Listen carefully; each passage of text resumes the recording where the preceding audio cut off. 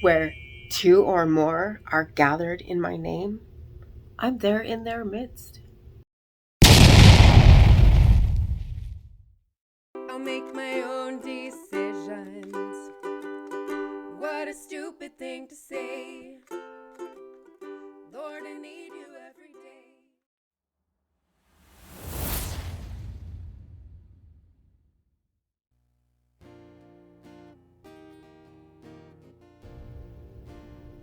That's actually not the whole sentence. We're missing a vital word. It's a rather small word, but it holds the key to the meaning here. And whenever we see this particular word, there is a question we should always ask. I'll tell you what it is as soon as I tell you what the word is. The word is for. It's a little word, huh? It packs a punch, though. The word for is gar, and it means for. Indeed, a conjunction used to express cause, explanation, inference, or continuation. So the question is, what's the for there for?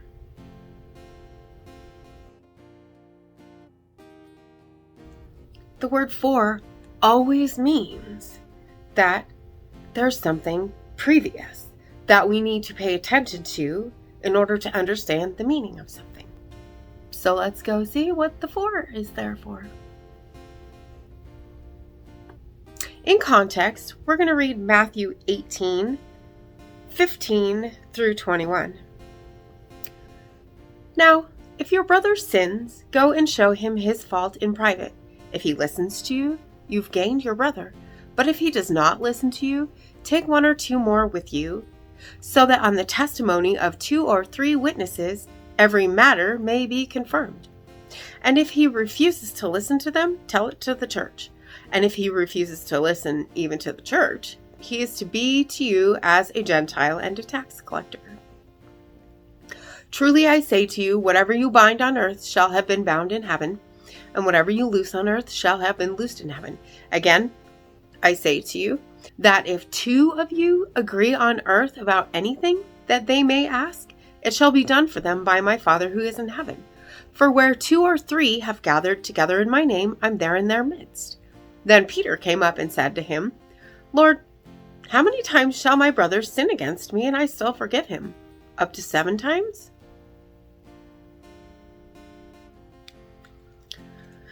This week alone, I've heard this verse misused twice, just in the past couple days. In context, this verse is referring to church discipline. If a brother sins against us, if we are just using this verse to say that God is in the midst of us, even when we have small numbers, well, how far can we take that? So, does that mean if I'm praying or worshiping alone that God isn't here with me? That has some serious implications if we look at it that way. Taking it to its logical conclusion, that actually kind of throws a wrench in things.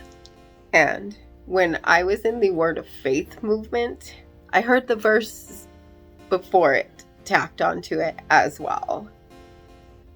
Even the bind and loose one, but that's a different story.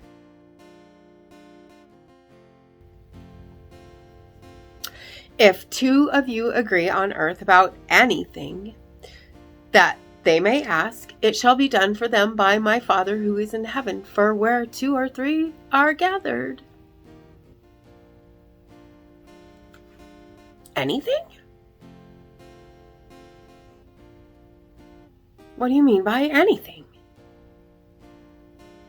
Actually, the word used here is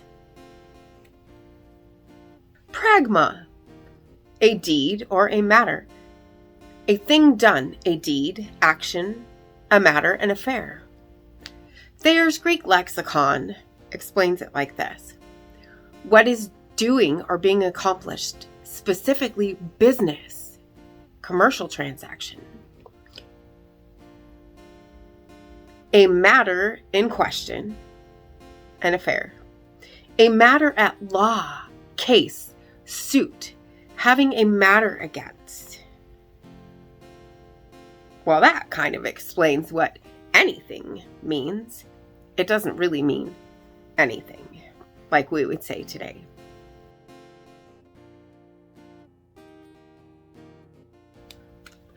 My Blue Letter Bible and a lot of the commentaries that I was reading suggest that Jesus was referring to Deuteronomy 19.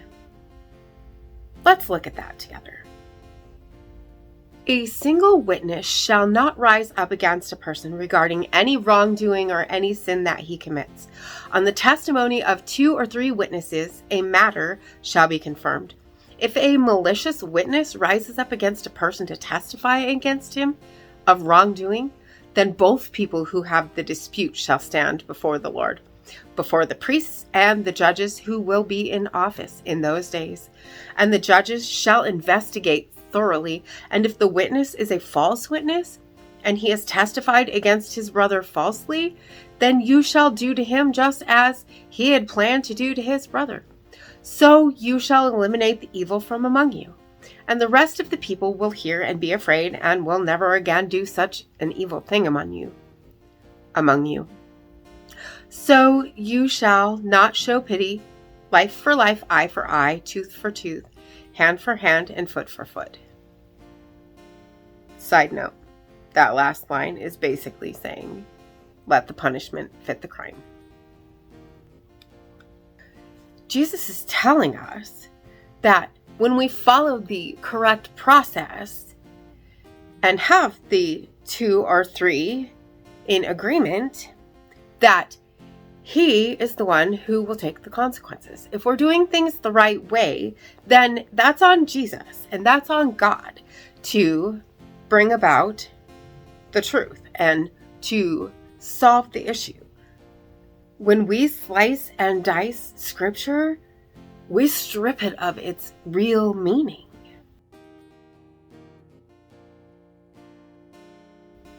Let's make sure we're quoting God the way he had his words documented.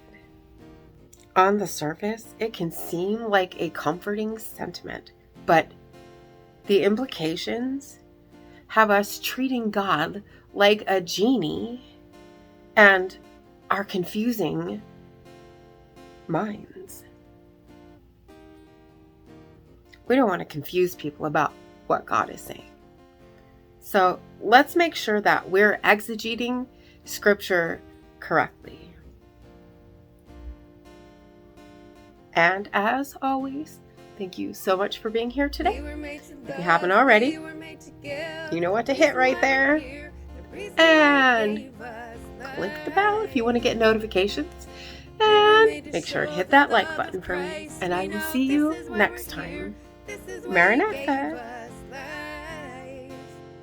So let his love shine through in everything we do. It's all for love.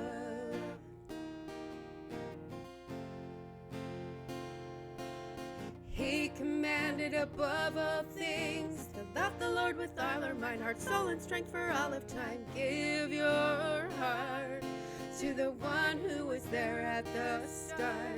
We were made to love, we were made to give. The reason why we're here, the reason why he gave us life. We were made to show the love of Christ. We know this is why we're here. This is why he gave us life. So let his love shine through in everything we do. It's all for love.